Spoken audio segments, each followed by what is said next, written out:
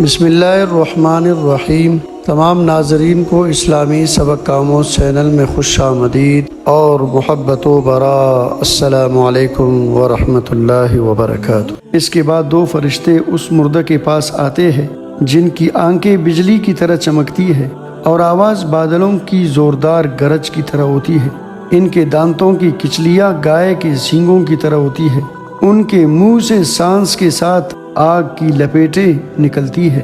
بال اتنے بڑے کہ پاؤں تک لٹکتے ہوئے، ان کے ایک مونڈے سے دوسرے مونڈے تک کا فاصلہ کئی دن میں چل کر پورا ہو۔ مہربانی اور نرمی گویا ان کے پاس کو بھی نہیں گزری۔ البتہ سختی کا معاملہ مومنوں کے ساتھ نہیں کرتے، لیکن ہیبت ہی کیا کم ہے۔ ان کو منکر نکیر کہا جاتا ہے۔ ان میں سے ہر ایک کے ہاتھ میں ایک اتنا بڑا اور بھاری ہتھوڑا کہ اگر ساری دنیا کے انسان اور جنات مل کر اٹھائے تو ان سے اٹھ نہ سکے۔ وہ آ کر مردے سے کہتے ہیں بیٹھ جا۔ مردہ ایک دم بیٹھ جاتا ہے اور کفن اس کے سر سے نیچے سرین تک آ جاتا ہے۔ وہ سوال کرتے ہیں تیرا رب کون ہے؟ تیرا مذہب کیا ہے؟ تیرے نبی کا کیا نام ہے؟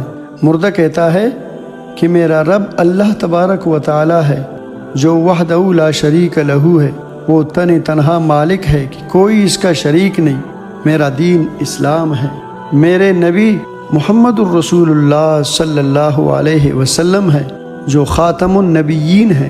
وہ دونوں کہتے ہیں تو نے صحیح کہا۔ اس کے بعد وہ قبر کی دیواروں کو سب طرف سے ہٹا دیتے ہیں، جس سے وہ اوپر سے اور چاروں جانب دائیں بائیں سرانے پائنتی سے بہت زیادہ وسیع ہو جاتی ہے۔ اس کے بعد وہ کہتے ہیں کہ اوپر سر اٹھا۔ مردہ جب سر اٹھاتا ہے تو اس کو ایک دروازہ نظر آتا ہے جس میں سے جنت نظر آتی ہے۔ اللہ ہمیں نصیب فرمائے۔ وہ کہتے ہیں کہ اے اللہ کے ولی، وہ جگہ تمہارے رہنے کی جگہ ہے اس وجہ سے کہ تم نے رب کریم کی اطاعت کی ہے۔ آقائے دو جہاں حضرت محمد مصطفیٰ احمد مجتبیٰ حبیب کبریا صلی اللہ علیہ وسلم فرماتے ہیں قسم ہے اس پاک ذات کی جس کے قبضہ میں میری جان ہے کہ اس کو اس وقت ایسی خوشی ہوتی ہے جو کبھی نہ لوٹے گی۔ اس کے بعد وہ فرشتے کہتے ہیں کہ اپنے پاؤں کی طرف دیکھو۔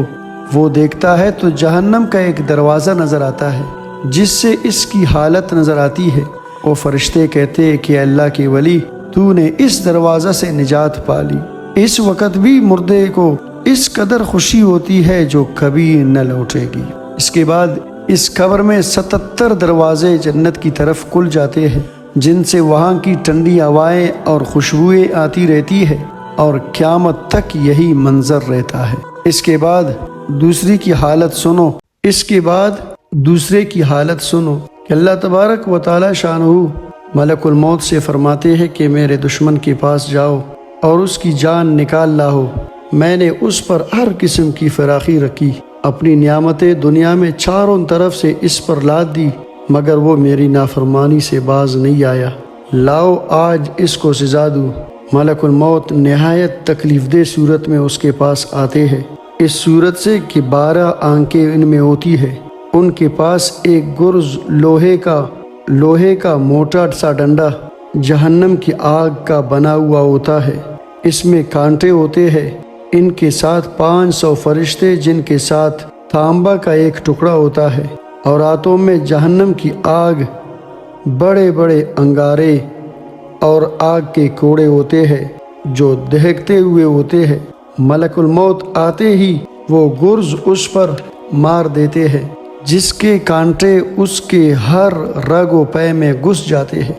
پھر وہ اس کو کھینچتے ہیں اور باقی فرشتے ان کوڑوں سے اس کے منہ کو اور سرین کو مارنا شروع کر دیتے ہیں، جس سے وہ مردہ غشک آنے لگتا ہے۔ وہ اس کی روح کو پاؤں کی انگلیوں سے نکال کر ایڑیوں میں روک دیتے ہیں اور پٹھائی کرتے رہتے ہیں، پھر ایڑی سے نکال کر گھٹنوں میں روک دیتے ہیں، پھر وہاں سے نکال کر اور جگہ جگہ اس لیے روکتے ہیں تاکہ دیر تک تکلیف پہنچائی جائے۔ پیٹ میں روک دیتے ہیں، پھر وہاں سے کھینچ کر سینہ میں روک دیتے ہیں۔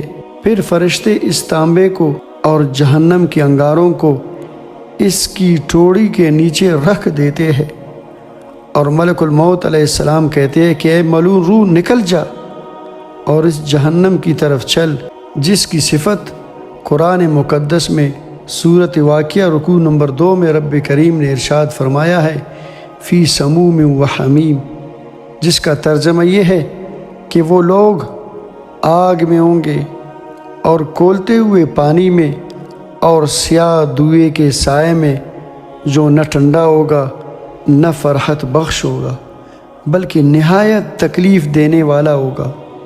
پھر جب اس کی روح بدن سے رخصت ہو جاتی ہے تو وہ بدن سے کہتی ہے کہ حق تعالی شانہ تجھے برا بدلہ دے، تو مجھے اللہ کی نافرمانی میں جلدی سے لے جاتا تھا اور اس کی اطاعت میں سستی کرتا تھا، تو خود بھی ہلاک ہوا اور مجھے بھی ہلاک کیا۔ اور یہی مضمون بیانی یہی الفاظ بدن اور روح سے کہتا ہے، اور زمین کے وہ حصے جن پر وہ اللہ تبارک و تعالیٰ کی گناہ کیا کرتا تھا اس پر لعنت کرتے ہیں، اور شیطان کے لشکر دوڑے ہوئے اپنے سردار ابلیس کے پاس جا کر خوشخبری سناتے ہیں کہ ایک آدمی کو جہنم تک پہنچا دیا۔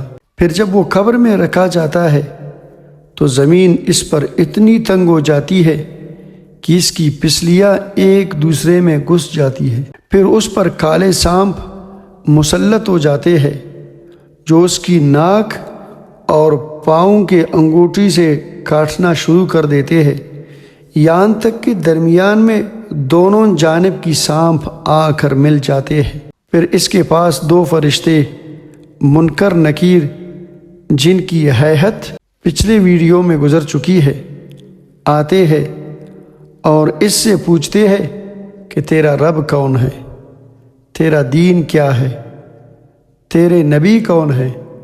وہ ہر سوال کے جواب میں اپنی لا علمی ظاہر کرتا ہے اور اس کے جواب پر اس کو گرز سے اس قدر زور سے مارتے ہیں کہ اس گرز کی چنگاریاں قبر میں پھیل جاتی ہے۔